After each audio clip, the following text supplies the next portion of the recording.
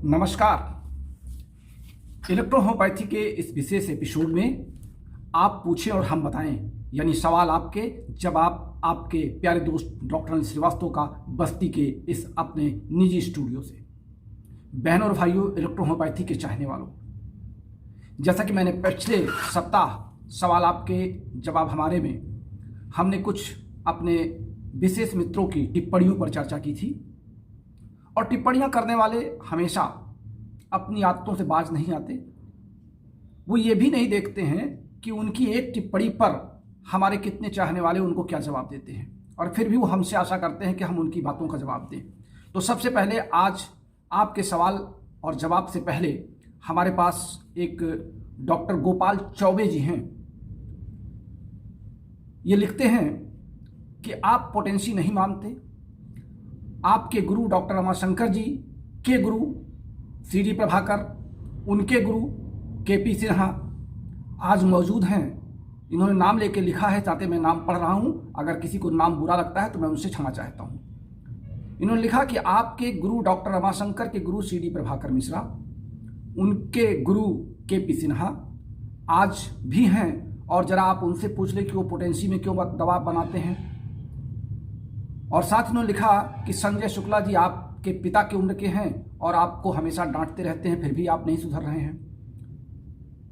और शब्द इन्होंने क्या लिखा कि तुम्हें समझ में नहीं आता। मैंने गोपाल चौबे जी की उम्र तो नहीं देखी कि ये मुझको तुमसे संबोधित कर रहे हैं, यानी मेडिकल प्रोफेशन में इनको आप और तुम की परिभाषा नहीं आती है। खैर कोई बात नहीं, हो सकता है इन्होंने मुझको प्रेम बस तुम लिखा हो, क्योंकि अपने चाहने वालों को लोग अक्सर तू से या तुम से पुकारते हैं। जैसे हम भगवान राम को कहते हैं, भगवान तुम हमें हमारी मनोकामना पूरी करो, यानी हम अपने बहुत ज़्यादा चाहने वाले को या अपने आराध्य को तुम से संबोधित करते हैं और तुम में प्रेम झलकता है। इस नाते मैं इनके तुम शब्द का बुरा नहीं मानता। हालांकि कुछ लोग ऐसे हैं जिनको तुम कह दिया जाए तो बहुत जल्दी नाराज हो जाते हैं, लेकिन मैं तुम शब्द का स्वागत करता हूँ। और अब मैं इनकी बात का जवाब दे दूं, फिर आपके विभिन्न चिकित्सक साथियों के सवालों के जवाब। इन्हीं के साथ मानसी दुबे, इन्होंने फिर लिखा है कि ये मेरे बारे में पुरानी ही कमेंट इन्होंने किया है, जिसका जवाब मैं पिछले सप्ताह दे चुका हूं। मैं नहीं समझ पाता हूं कि मानसी दुबे जी की मंशा क्या है मेरे प्रति, या इनकी उम्र क्या है जो इस तरह के सवालों का लगातार क्रम जारी रखें, या इनको कौन प्रेरित करता है, मैं भी इसके बारे में नहीं जानता। गोपाल चौबे जी, पहली चीज़ तो आप संजय शुक्ला जी को आपने मेरे पिताजी की उम्र की बात बताई है। बड़ा ताज्जुब होता है कि आप फेसबुक, व्हाट्सएप और सोशल मीडिया पर लगातार चर्चा में बने हुए हैं, और इसके बाद आपने दोनों की उम्र का अंदाज़ा लगा लिया। आपने मेरी डेट ऑफ बर्थ खोल के नहीं देखी, मैंने तो उनकी डेट ऑफ बर्थ खोल के देख ली। उनकी डेट ऑफ बर्थ 1973 लिखी हुई है और मेरी डेट ऑफ बर्थ 1964 है। अब आप अंदाज़ा लगा लें कि वो मेरी पिता की उम्र के हैं, कि मैं उनसे छोटे हैं, कि मैं उनसे बड़ा हूँ। ये मेरे काले बाल और मेरे चेहरे, ये मुझे भगवान की तरफ से इलेक्ट्रोहोम्योपैथी में नियामत मिली है कि मैं अपने 58 वर्ष 59 वर्ष के होने के बावजूद आपके बीच 30 या 35 वर्ष का लगता हूँ। मैं इसके लिए ईश्वर का आभारी हूँ, उसी राम का आभारी हूँ, उसी ईश्वर का आभारी हूँ जिसकी मैं पूजा करता हूँ। और इलेक्ट्रोहोम्योपैथी की औषधियों का लगातार सेवन करता चला आ रहा हूँ। जब से मैंने इलेक्ट्रोहोम्योपैथी को 1982 से जाना, तब से मैं अपने और अपने परिवार के साथ विशुद्ध इलेक्ट्रोहोम्योपैथी की औषधियों से ही अपने शरीर को स्वस्थ रखता हूँ। मेरे उठने की दिनचर्या है, मेरे काम करने का एक नियम है। और अभी और आपने लिखा कि CD मिश्रा प्रभाकर जी से मैं पूछ लूं, मैं किसी से क्यों पूछ लूं, मैं KP सिन्हा जी से क्यों पूछ लूं, मैं CD प्रभाकर जी से क्यों पूछ लूं। अगर ये सब हमारे रमाशंकर जी के गुरु रहे हैं तो रमाशंकर जी के साथ मैंने इतने दिन बिताए, वो इन लोगों के नामों की चर्चा करते। कभी उन्होंने इस नाम की चर्चा नहीं किया। उन्होंने अपने सहकर्मी डॉक्टर सुदामा प्रसाद जी की चर्चा की, RC प्रसाद जी की चर्चा की, SN झा साहब की चर्चा की, लेकिन उन्होंने कभी CD प्रभाकर जी की या KP सिन्हा जी की चर्चा नहीं की। हाँ, अब आप कहते हैं कि लोग पोटेंसी के बारे में पोटेंसी करते हैं और इलेक्ट्रोहोम्योपैथी के वर्तमान के अच्छे चिकित्सक हैं। मैं इस पर कोई टिप्पणी नहीं करना चाहता।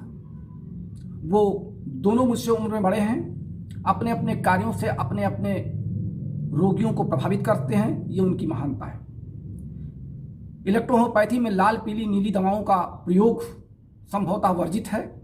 ये विभिन्न चिकित्सा पद्धतियों या होम्योपैथी के मदर टिंचर के रंग हो सकते हैं, इलेक्ट्रोहोम्योपैथी की औषधियां नहीं हो सकती हैं। पोटेंसी इलेक्ट्रोहोम्योपैथी का आधार नहीं हो सकता है।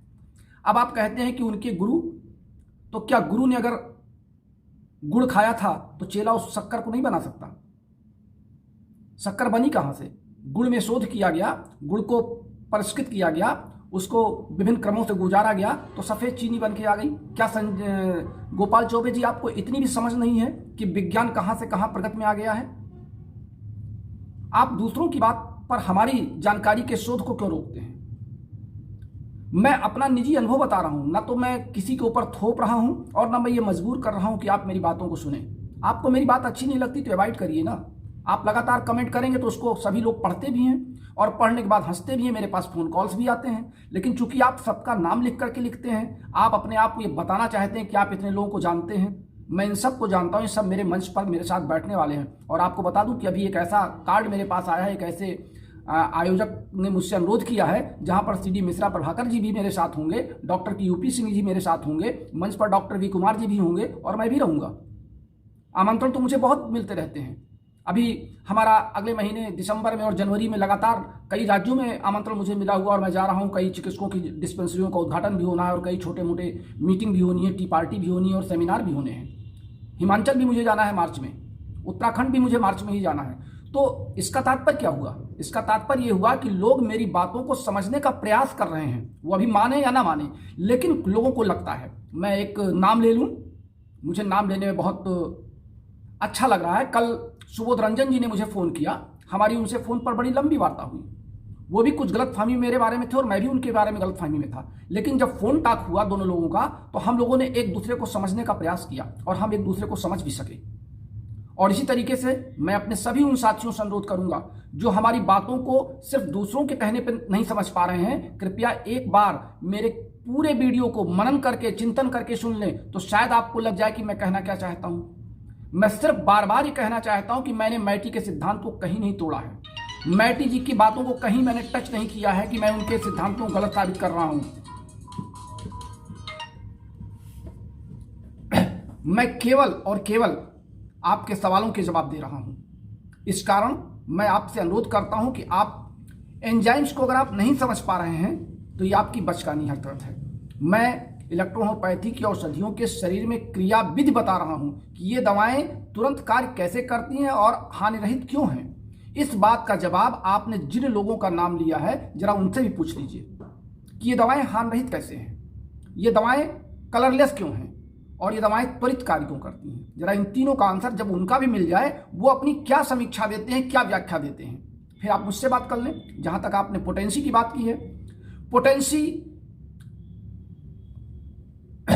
और डाइल्यूट ये दो अलग अलग शब्द हैं और दोनों की व्याख्या पहले आप समझ लें, फिर आप हमसे पोटेंसी पर पूछें और डाइल्यूशन पर पूछें। पहले मैं ये जानना चाहूंगा पोटेंसी शब्द आपको पता है कि पोटेंसी कैसे बनाई जाती है? अगर ये पता है तो आप लिखिएगा, मैं आपसे लिखवाना चाहता हूं और या तो मुझसे फ़ोन कॉल करके बात कर लीजिएगा। मैं समझता हूं कि इस वार्ता को यहीं पर मैं विराम दे दूं, नहीं तो हमारे अन्य साथियों का जवाब रुक जाएगा। सिर्फ मैं इतना जरूर कह सकता हूं कि doctor CD Mishra Prabhakar ji, doctor V Kumar ji, doctor KP Sinha ji, जिनका नाम आपने लिया है, मैं इन तीनों का सम्मान करता हूं। और संजय शुक्ला जी मुझसे उम्र में छोटे हैं, उन्होंने कल एक पोस्ट पर हमको और सुबोध रंजन जी को लिखा भी था, बहुत अच्छे शब्दों में लिखा था। संभवतः वो मेरे आईडी को खोल चुके होंगे या मेरे बारे में कुछ जान चुके होंगे। उन्होंने अपनी भाषा का बदलाव किया है, इसके लिए मैं उनको बधाई देता हूं। और आप गोपाल चौबे जी, कृपया मेरे बारे में कुछ और पता करें।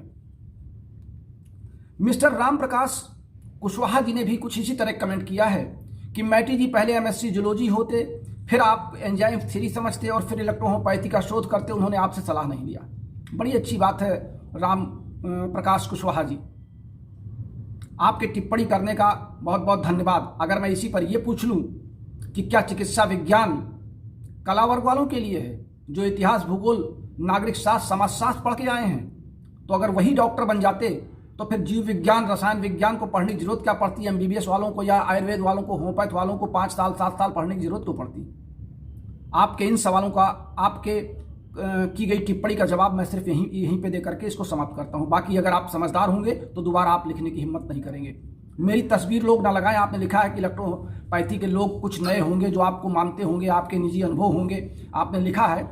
ये मेरे निजी अनुभव और लोगों ने मानना शुरू कर दिया है और लोग इस बात को समझने भी लगे हैं कि ये दवाएं क्यों त्वरित कार्य करती हैं, या डॉक्टर अनिल श्रीवास्तव जो सिद्धांत बताते हैं शायद वो फिट बैठता है, क्योंकि शरीर क्रिया विज्ञान मैंने पढ़ा है और आपने शायद शरीर क्रिया विज्ञान के बारे में कुछ नहीं जाना है।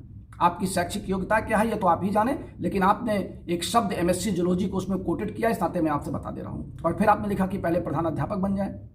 शायद आपको पता नहीं है कि मुझे 37 वर्ष से मैं प्रिंसिपल हूँ और 37 वर्ष से 1988 से मैं शिक्षा क्षेत्र में आया हूँ और चिकित्सा क्षेत्र में मैं 1982 से आया हूँ।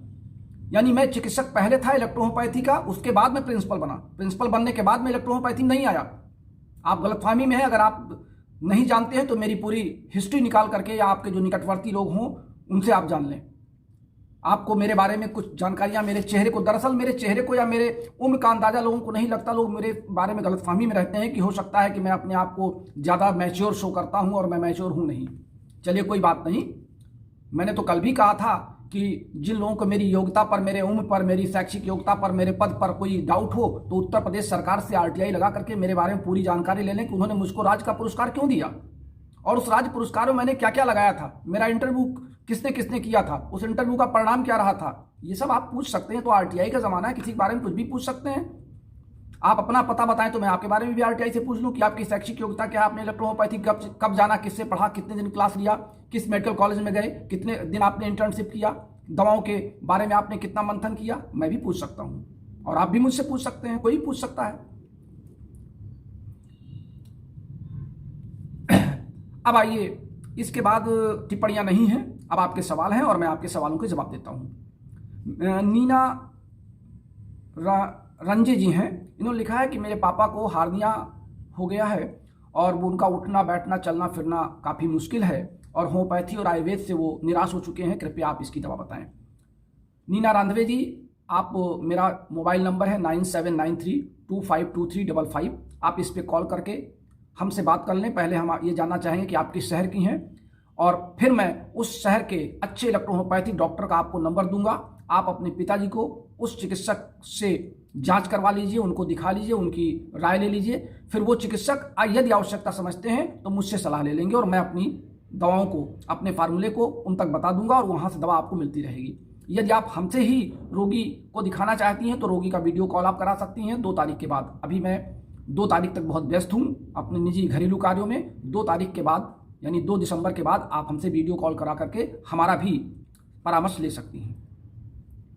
पीएम क्लास कोई चलाते हैं, उनका सवाल है, सर सोरोसिस पर वीडियो बनाने की कृपा करें। मैं आपकी जानकारी के लिए बता दूं, पीएम क्लास चलाने वाले संचालक महोदय कि सोरोसिस पर मैं क्लास ले चुका हूं और बता भी चुका हूं और लंबा क्लास ले चुका हूं। कृपया आप मेरे वीडियो को सर्च कर लें। वीडियो का सीरियल चूंकि नहीं बनता है, ऊपर नीचे हो जाते हैं, आप यूट्यूब पे जा करके सोरोसिस के बारे में सर्च कर लें। मैंने स्टोरी विगनर चैनल पर भी और D5 चैनल हिंदी पर भी इसका इंटरव्यू भी दिया है और वहाँ पर ये उपलब्ध है। राजकुमार जी कह रहे हैं ब्रेन ट्यूमर की दवा बता दें। अभी मैंने ब्रेन ट्यूमर पर क्लास नहीं लिया है और जल्द ही मैं इस पर क्लास लूंगा। राजकुमार जी ने एक टिप्पणी और की है कि आप एक चिकित्सक हैं, आप धर्म का प्रचार में व्यस्त हो जाते हैं।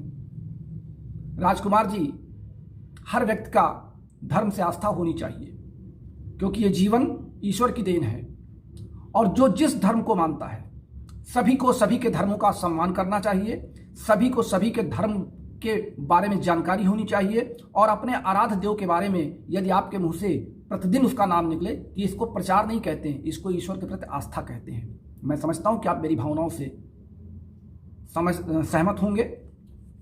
बी के मनोज जी हैं, हाई ब्लड प्रेशर में इन्होंने सवाल किया, सर A1 BE और या YE चला सकते हैं? देखिए, हाई ब्लड प्रेशर में हमारे ब्लड कैपिलरीज पर ब्लड का प्रेशर बढ़ जाता है तो ब्लड कैपिलरीज हमारी प्रेशर बढ़ा करके रक्त के दबाव को नियमित करने के लिए जिसको कहते हैं कि प्रेशर ज़्यादा बनाती हैं, तो उस समय हम A1 और BE का प्रयोग नहीं करेंगे, हम वहाँ पर YE का प्रयोग कर सकते हैं और उसके साथ अन्य जो हमने ब्लड प्रेशर में आपको दवाएं बताई हैं, कृपया आप उसको सुन लें और वहाँ पर आप उससे सहमत हो जाएं। पीलीभीत हिजाम सेंटर ने पूछा है कि सर ये CNS क्या है? पीलीभीत सेंटर, हिजाम सेंटर जी, शायद आपने CNS के बारे में बहुत देर बाद हमारे वीडियो को सुनना शुरू किया है और मैं 300 क्लास पार कर चुका हूँ। CNS हमारी अपनी निजी अनुभव की बनाई हुई 6 औषधियों का एक मिश्रण है जिसमें हमने 3 कैटेगरी में CNS बनाए हैं, CNS1, CNS2, CNS3। CNS1 का फार्मूला क्रॉनिक का है, CNS2 का फार्मूला एक्यूट का है और CNS3 का फार्मूला रनर का है। आप कृपया मेरे वीडियो को सुने और उसमें आप तीनों के फार्मूले पा जाएंगे। ज़्यादा जानकारी के लिए मेरी लिखी गई ये हैंडबुक ऑफ इलेक्ट्रोहोम्योपैथी, जो लोग बहुत मन से मंगा रहे हैं, पढ़ रहे हैं, मैं बिहार के एक महोदय को बधाई देना चाहता हूं, जिन्होंने कल शाम को एक साथ 50 पुस्तकों का ऑर्डर दिया है। मोतिहारी के रहने वाले वो हैं। मैं आप सब की तरफ से, पूरे देशवासियों की तरफ से 50 बुक उनको एक साथ मंगा के अपने साथियों को और अपने विद्यार्थियों को या अपने हित शुभचिंतकों को पढ़ाने के इच्छुक हैं। उन्होंने हमारे एंजाइम थियरी को पसंद किया है। मैं उनको इसके लिए आभार व्यक्त करता हूं उनका और धन्यवाद भी देता हूं। जय हिंद जी पूछते हैं कि मैं 1 वर्ष से अशोक सिंह जी के यहाँ से कोर्स कर रहा हूं, क्या मैं दवाई दे सकता हूं? देखिए जय हिंद जी, ये चिकित्सा क्षेत्र है, इसमें नादानी नहीं होनी चाहिए। आप जब परिपक्व हो जाएं, पूरे पारंगत हो जाएं, इलेक्ट्रोहोम्योपैथी के हर कार्नर को टच कर ले जाएं, तब आप रोगियों के साथ अपना समय देना आरंभ कीजिए। मैं अभी ये सलाह नहीं दूंगा कि आप 1 वर्ष से इलेक्ट्रोहोम्योपैथी कोर्स कर रहे हैं तो आप दवा देना आरंभ करें। पहले आप एक विद्यार्थी की तरह इसको समझ लें, जान लें, मन में मनन कर लें और फिर इसको आप अपनाना शुरू करें। अरुण श्रीवास्तव जी ने लिखा है कि सर आपने कहा है कि हमारी दवाएं निर्माण में लगती हैं, विनाश में नहीं, तो क्या एबॉर्शन में अगर आवश्यकता पड़े तो हम क्या करें? अरुण कुमार जी, एबॉर्शन प्राकृतिक रूप से अगर हो रहा है तो उसको तो बाहर निकालना जरूरी है, क्योंकि फिर इन्फेक्शन यूटेरस में फैल जाएगा। लेकिन अगर जानबूझ के एबॉर्शन किया जा रहा है तो मैं उसके लिए इलेक्ट्रोहोम्योपैथी की किसी दवाओं का कोई फार्मूला किसी को नहीं बताता हूं और ना बताऊंगा। अगर एबॉर्शन प्राकृतिक रूप से स्वयं किसी घटना दुर्घटना के बाद हो रहा है तो वहां पर आप औषधियां दे सकते हैं। वही औषधियां देंगे जो मेंस्ट्रुअल साइकिल को आरंभ करने के लिए दिया जाता है, केवल उसके डोज आप बढ़ा देंगे, उसकी मात्रा बढ़ा देंगे, बस इतना ही। देवव्रतचार्य जी ने कहा है कि आपने डस्ट और स्मोक पर अभी क्लास नहीं लिया। देवव्रतचार्य जी बिल्कुल सही आपने कहा, क्योंकि बीच में कुछ विसंगतियां आ गई थी और मैं आप लोगों के क्लास से दूर हो गया था। और डस्ट और स्मोक पर मैं क्लास 2 तारीख के बाद, 2 दिसंबर के बाद पहला क्लास जो मेरा होगा वो डस्ट एंड स्मोक पर होगा। मैं आपसे वादा करके इस बात को आप तक पहुंचा रहा हूं कि आप इसके लिए प्रतीक्षा करें कि मैं अगला क्लास जो 2 दिसंबर के बाद लूंगा वो डस्ट एंड स्मोक पर ही होगा, जो एलर्जी से संबंधित होगा। हालांकि मैंने एलर्जी पर क्लास लिया, लेकिन डस्ट एंड स्मोक पर स्पेशली आपकी मांग पर यह क्लास जरूर होगा। राजेश कुमार जी ने पूछा है शुगर की दवा बताएं। अब राजेश कुमार जी, शुगर कम भी होता है, ज़्यादा भी होता है, और दोनों पर मैं क्लास ले चुका हूं। कृपया आप उस क्लास को सुन लें और अगर आपको सुनने में दिक्कत आ रही है, आप सर्च नहीं कर पा रहे हैं, तो 2 तारीख के बाद आप हमसे फ़ोन कॉल करके बात कर लें। अरुण श्रीवास्तव जी ने हमारा आभार व्यक्त किया है एक अन्य सवाल में कि मुंह के छाले इनके मरीज के और इनके कई रोगियों के ठीक हुए हैं। जो फार्मूला मैंने इनको बताया था उसका इन्होंने उपयोग किया। दरअसल मुझे आभार मत दीजिए, इलेक्ट्रोहोम्योपैथी की औषधियां अगर आपके पास अच्छी क्वांटिटी की और अच्छी क्वालिटी की हैं, क्वांटिटी का तात्पर्य क्या है? मेडिसिन की क्वांटिटी, क्योंकि कभी कभी डिस्टिल वाटर में मेडिसिन कम मिला करके और आपको उसकी मात्रा बराबर करके पैसा मेडिसिन कंपनियां बना लेती हैं। इस नाते अगर क्वालिटी अच्छी है और क्वांटिटी अच्छी है मेडिसिन की तो दवा जरूर काम करेगी।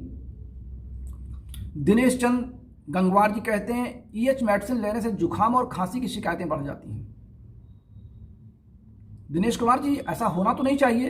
अगर आपके पास ईएच मेडिसिन की अच्छी क्वालिटी है और आप विशुद्ध डिस्टिल वाटर में या गर्म वाटर को ठंडा करके उसमें अगर रोगी को दे रहे हैं और रोगी अगर समय से उस दवा को ले रहा है, तो सर्दी जुकाम की शिकायत तो मेडिसिन से नहीं आनी चाहिए। ऐसी शिकायत कहीं से आई नहीं, लेकिन अब आप कह रहे हैं तो मैं इसको वॉच करूंगा कि क्या ऐसा किन्हीं और डॉक्टरों की तरफ से ऐसी अगर शिकायत आती है तो फिर मैं इस पर चिंतन भी करूंगा, मनन करूंगा कि ऐसा क्यों हो रहा है। लेकिन फिलहाल चूंकि ये नॉन रिएक्टिव मेडिसिन है, हार्मलेस मेडिसिन है, इस नाते इनका साइड इफेक्ट जुकाम या खांसी के रूप में नहीं होगा।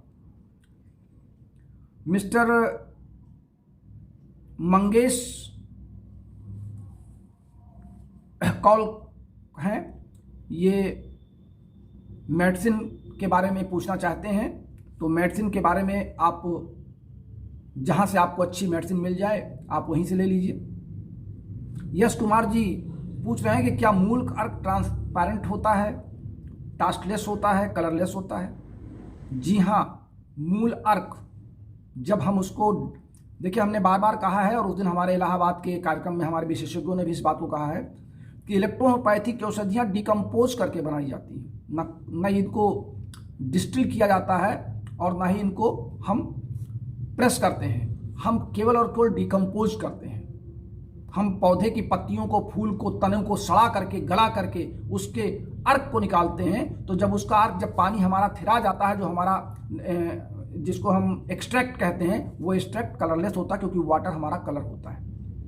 आप कहेंगे कि मान लिया हमने पीले रंग का या लाल रंग का फूल डाल दिया तो कलर उसका पानी में आ जाएगा? बिल्कुल नहीं आएगा, क्योंकि डिकम्पोज करने के बाद, डिकम्पोजिंग प्रोसेस में जब हम सूर्य के प्रकाश में इसको करते हैं तो वो कलर उसमें नहीं उतरेगा। वो कलर उतरेगा लेकिन फिर जब हम जब उसको छान लेंगे तो हमारा ट्रांसपेरेंट ही दिखाई पड़ेगा। आप करके तो देखिए इस बात को। दरअसल दिक्कत क्या है इलेक्ट्रोहोम्योपैथी में कि मेरी हर बातों को न समझने पर लोग अलग अलग तरह की टिप्पणियां स्वयं रचित करने लगते हैं। संजय यादव जी ने एक सवाल लोगों से किया था कि मैटी जी ने इलेक्ट्रोहोम्योपैथी में इलेक्ट्रो और होम्यो की डिफिनीशन में क्या बताया थे, विभिन्न लोग उसके प्रमाण के साथ दें, लेकिन आज तक उनके इस सवाल का जवाब किसी ने नहीं दिया। कई लोगों ने यहाँ तक लिखा कि ये वही अनिल श्रीवास्तव हैं जिन्होंने 2002 में लखनऊ बेंच में इलेक्ट्रोहोम्योपैथी की गलत परिभाषा बता करके इलेक्ट्रोहोम्योपैथिक बैन लगा दिया। नाम नहीं बताऊंगा। अब मुझे हंसी भी आती है कि पहली बात तो यह है कि वो मुकदमा 2002 का था ही नहीं। दूसरी बात यह है कि वो मुकदमा लखनऊ हाई कोर्ट में था ही नहीं, इलाहाबाद हाई कोर्ट में था।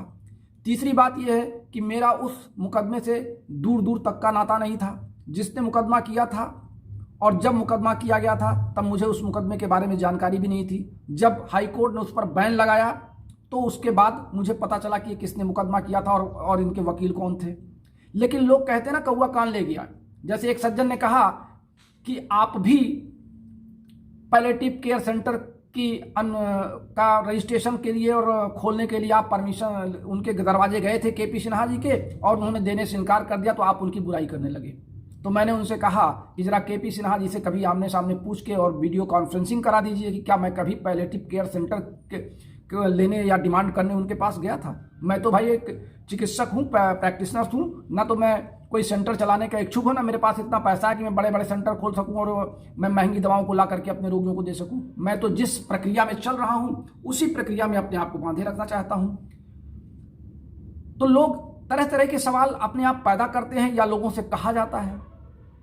एक सज्जन ने कहा कि आपने अपने वीडियो में कहा कि अगर 15 दिनों के अंदर मान्यता नहीं मिल जाएगी तो आपका जूता मेरा सिर। मैंने उनको कहा कि ना, आप फिर से उस ऑडियो को सुनिए। मैंने कहा था उन लोगों की बातें, उन लोगों ने ये कहा था कि मैं आज अपना ये प्रपोजल दे आया हूं और अगर 15 दिन में मान्यता मैं ना दिला दूं तो आपका जूता मेरा सिर। लेकिन उसको लोगों ने मेरे द्वारा प्रसारित कर दिया। यानी वही बात है ना कि कौवा कान ले गया तो ले गया, अपना कान पकड़ के देखना नहीं है। लोगों ने कहा अनिल ने ऐसा कहा था, जरा लिख दो, तो लोगों ने खट से उठाया सोशल मीडिया पर और लिखना शुरू कर दिया। मेरे भाइयों और बहनों, मेरे चिकित्सक साथियों, ये डॉक्टर अनिल श्रीवास्तव आपका विरोधी नहीं है, आपके लेखनी का सम्मान करता है। मैं ये चाहता हूं कि इलेक्ट्रोहोम्योपैथी में एक फ्रेश रनर टीम बने जो इलेक्ट्रोहोम्योपैथी के प्रैक्टिशनर्स के रूप में पूरे देश में जानी जाए, और ऐसा पिछले 2 वर्षों से होने लगा है। हमारे साथी ने लिखा कि आपसे बहुत सीनियर लोग हैं। अब सीनियर वही होंगे जो 1982 के पहले होंगे, क्योंकि 1982 से तो मैं इसमें आ गया। 1982 के सीनियर को अंगुलियों पर गिना जा सकता है, और जिन सीनियर की बात कर रहे हैं जिनको अंगुलियों पर गिना जा सकता है, उनमें भी अंगुलियों पर गिनने के बाद ही कोई एक आध प्रैक्टिशनर निकलेगा। नहीं तो कोई संचालक होगा, कोई डायरेक्टर होगा, कोई बहुत बड़ा उसका ऑर्गेनाइजेशन का चेयरमैन होगा, कोई चेयरपर्सन होगा, लेकिन प्रैक्टिशनर नहीं होगा। प्रैक्टिशनर तो हमसे सीनियर पुराने गिने चुने अंगुलियों पर हैं, जिनके नाम, उनके पते, उनके कार्यप्रणाली ये मैं जानता हूं, और जो अच्छे हैं वो मेरे संपर्क में बने हुए हैं। बस आज यहीं तक। आप सबका बहुत बहुत धन्यवाद। आपके किसी सवाल का मैंने ना तो बुरा माना है और ना ही मैंने अपने आज के जवाब में किसी को कड़े शब्दों में नवाजा है। आपने जो सवाल किया था मैंने उसी को पढ़ करके, चूंकि आप यूट्यूब पर लिखते, मैं यूट्यूब पर जवाब देने के पास मेरे पास टाइम नहीं रहता है। मैं अपने फेसबुक आईडी पर और पेज पर जवाब तो तुरंत देता हूं, लेकिन यूट्यूब पर खोल करके जवाब देना जरा लंबा होता है, ताकि मैं मैंने ये साप्ताहिक कार्यक्रम रखा है कि सवाल आपके जवाब हमारे।